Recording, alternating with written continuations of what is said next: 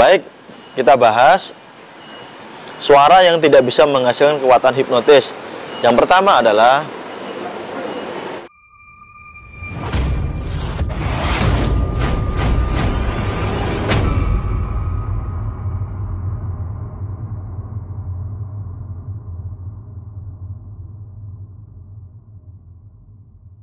suara yang tidak bisa menghasilkan kekuatan hipnotis ya. Ini yang pertama adalah suara yang meninggi, suara yang membentak keras, marah, emosi, dengan ada emosi. Tentu saja suara ini tidak menghasilkan daya hipnotis. Justru akan membuat seseorang tersebut yang akan Anda hipnotis tadi semakin melawan ya. Dibentak ini kan ada reaksinya melawan dan sebagainya. Ya, dengan suara-suara seperti itu justru orang tersebut akan melakukan perlawanan di alam bawah sadar. Oke. Suara kedua yang tidak bisa menghasilkan hipnotis adalah suara yang rendah, seperti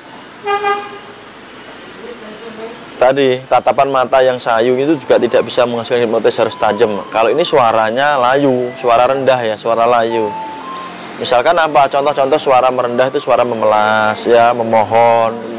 Suara-suara yang minta dikasihani itu lah ya. Itu justru akan membuat seseorang ini kebalik ya, dia akan jauh merasa tinggi, karena ketika suara kita itu merendah dan memelas, justru dia akan semakin tinggi, dan itu suara tersebut tidak menghasilkan daya hipnotik. Oke, dia akan jauh lebih pede, yang kita hipnotis bukan kita, sebaliknya malah dia yang jauh lebih pede. Oke. Suara ketiga, suara yang tidak bisa menghasilkan daya hipnotis atau tidak menghasilkan daya hipnotis adalah suara biasa. Suara biasa itu seperti suara apa sih Mas? Ya suara ketika Anda berbincang-bincang dengan temennya itu loh, ngobrol santai, itu kan suara-suara biasa ya. Ya, suara-suara ngobrol itu santai itu adalah suara-suara yang tidak bisa menghasilkan daya hipnotis. Ini tentang kekuatan suara.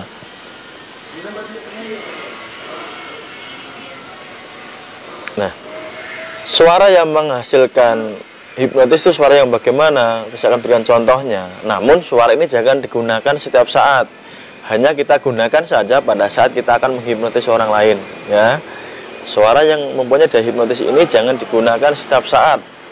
Hanya khusus digunakan ketika Anda ingin menghipnotis orang lain.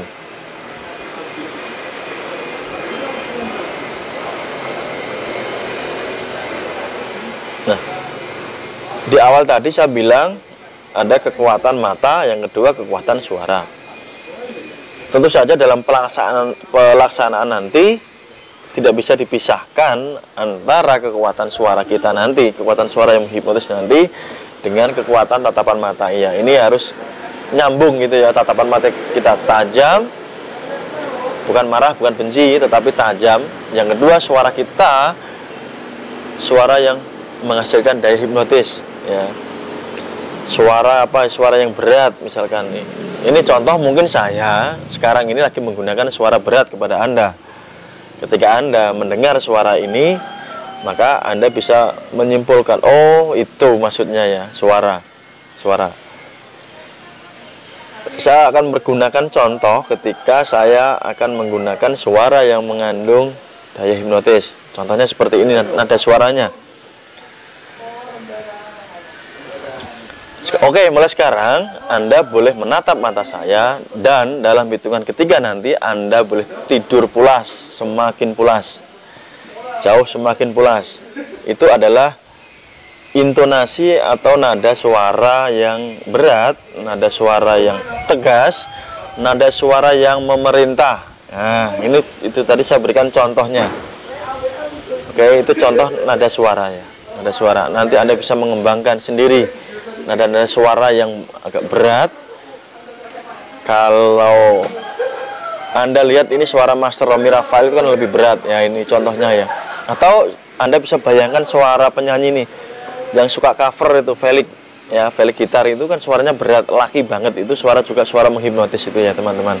Suara tone-nya berat ya, itu keren itu suaranya. Oke, kita lanjut suaranya. Kita lanjutkan. Yang ketiga adalah kekuatan yakin. Yakin ini Banyak sekali orang yang mengartikan yakin sebagai percaya saja. Namun dalam pengertiannya makna yakin itu adalah sebagai berikut ya, bukan hanya sebagai percaya. Yakin itu bukan hanya percaya saja, namun yakin itu adalah kita ini mampu mengalahkan keraguan yang ada di dalam diri kita sendiri dengan cara kita mampu memanipulasi atau membohongi diri kita sendiri. Ya, saya bisa. Oh, saya pasti bisa, gampang. Gitu aja kok. Pasti saya bisa lah, gampang. Oh, mudah. Nah, itu adalah bagaimana kita membentuk keyakinan kita. Karena ketika kita menghipnotis orang lain itu sebenarnya musuh kita bukan orang yang akan kita hipnotis ya. Namun sebenarnya adalah diri kita. Kita bertarung dengan diri kita, dengan keyakinan kita, dengan kepedean kita. Apalagi orang mengatakan, mah mana bisa kamu bisa hipnotis dan sebagainya. Ini adalah suara-suara yang akan menurunkan mental kita. Nah, kita bisa membalikkan tadi keyakinan kita. Ah, itu mudah buat saya dan sebagainya. Tanamkan ini di dalam pikiran Anda bahwa itu sesuatu hal yang mudah, yang gampang. Itu akan menambah keyakinan di dalam diri Anda.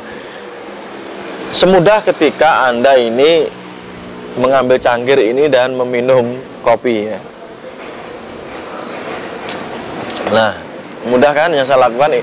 Artinya nanti keyakinan itu juga sama. Semudah ketika saya berikan contoh mengambil secangkir kopi dan saya hirup atau saya minum kopinya. Ini adalah menanamkan keyakinan. Mas, tapi kan tidak semudah itu, Mas Duk. Baik, ada rahasia yakin ya yang akan saya berikan kepada Anda. Bagaimana Anda yang masih kesulitan tentang krisis keyakinan, krisis kepercayaan diri ini ya. Jika Anda ingin mempraktekkan hipnosis tapi Anda ini grogi, gemetar, takut ya, takut tidak berhasil, Anda menjadi justru kebalikannya, Anda menjadi gagap ya, mau ngomong bingung dan sebagainya. Saya berikan contoh bagaimana memanipulasi pikiran Anda sendiri agar Anda lebih yakin. Contohnya beginilah. Anda bisa melakukan teknik sederhana ini, cukup Anda pejamkan mata saja. Lalu ketika Anda memejamkan mata, tarik nafas yang panjang dari hidung, buat mulut sampai Anda rileks. Lakukan 3 sampai 7 kali. Setelah dirasa kondisinya rileks dan nyaman buat Anda, tenang, lalu bayangkan di dalam pikiran Anda, visualisasikan di dalam pikiran Anda, tiba-tiba tubuh Anda ini semakin naik tinggi. Oke, semakin membesar. Sambil tutup mata, Anda bayangkan tubuh Anda semakin besar, semakin tinggi, semakin besar, semakin tinggi. Dan masih di dalam pikiran Anda sambil tertutup mata, Anda bayangkan ketika semakin tinggi dan semakin besar, Anda bayangkan melihat sekeliling Anda di dalam pikiran Anda, orang-orang ini semakin kecil ya, Anda semakin besar. Oke, paham ya? Anda tutup mata, bayangkan Anda tubuhnya semakin tinggi, semakin besar, semakin tinggi, semakin besar. Dan bayangkan di dalam pikiran Anda, orang-orang di sekitar Anda itu semakin kecil.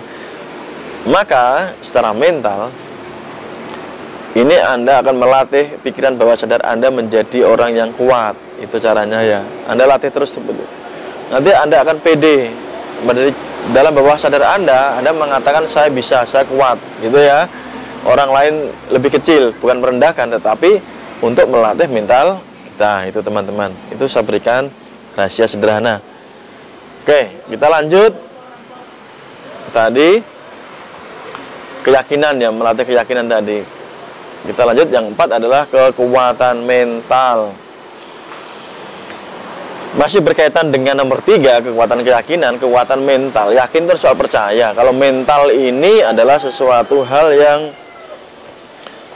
terletak pada mindset ya, bagaimana kita ini bisa mengarahkan keberanian kita dalam mempraktekkan ilmu hipnosis ya.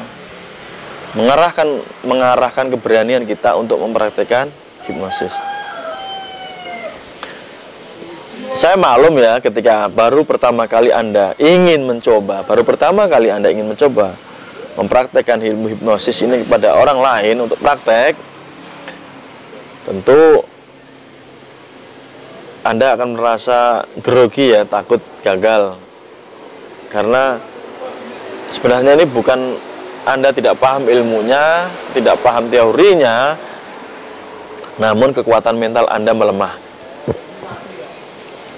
Oke, ini penyebabnya, bukan karena Anda tidak paham caranya, tetapi kekuatan mental Anda yang melemah.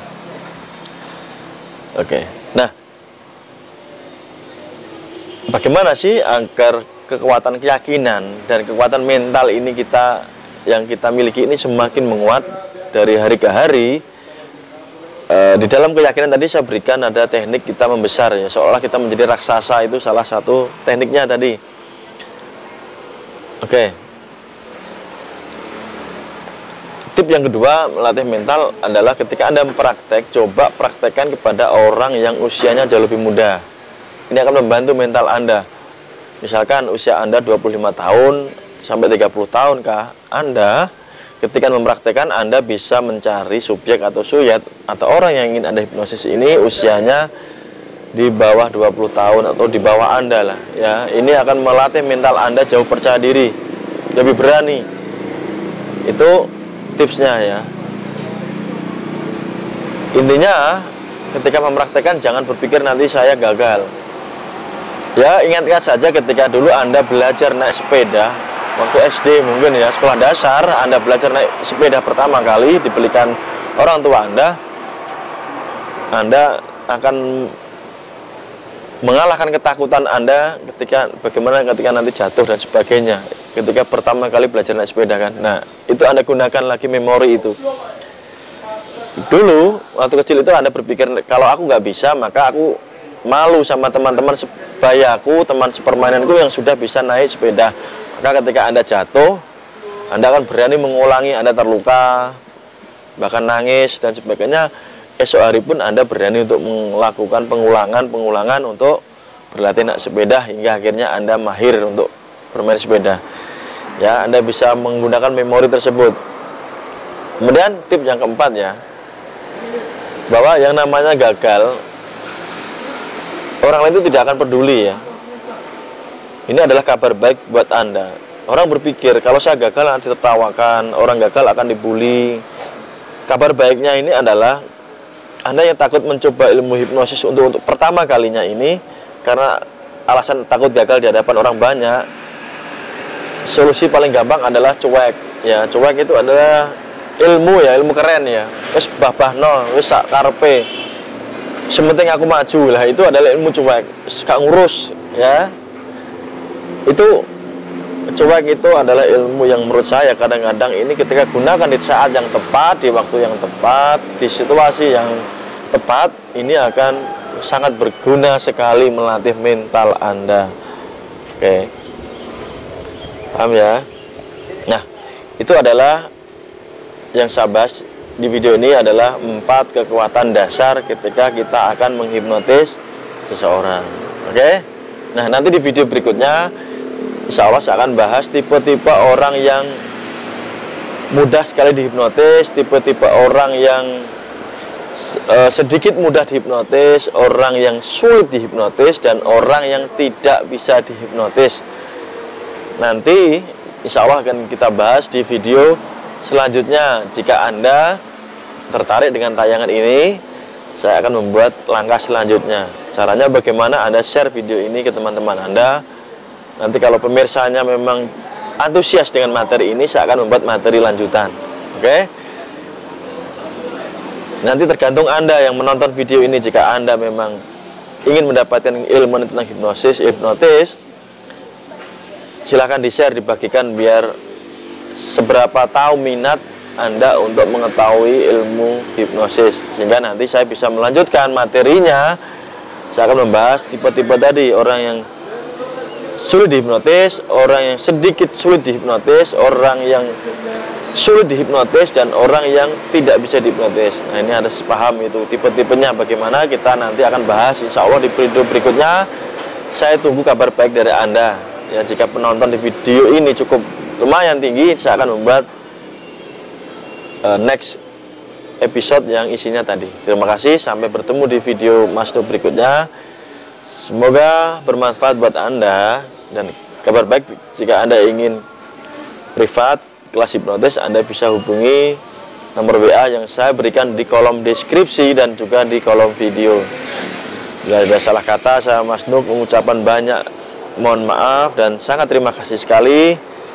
Sampai bertemu di video berikutnya dan terima kasih, see you next time, dadah.